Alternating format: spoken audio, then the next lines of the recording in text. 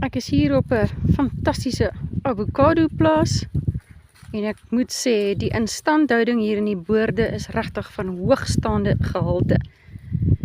Ek wil graag fokus op ons jong boompies.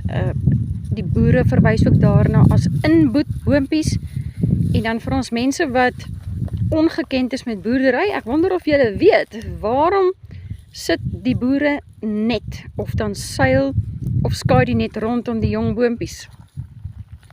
As jy wonder waaroor dit gaan, jy is so welkom om my te kontak. Ek is op WhatsApp, Facebook, Instagram, TikTok. My profiel is oral beskikbaar.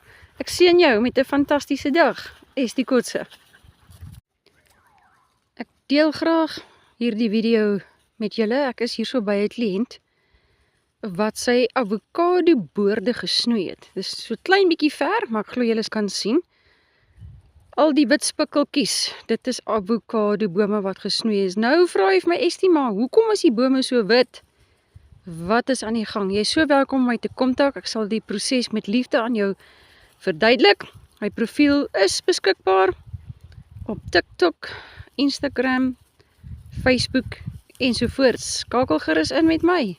Het sal lekker wees om met jou te gesels. Esti Kotse. Geseënde dag.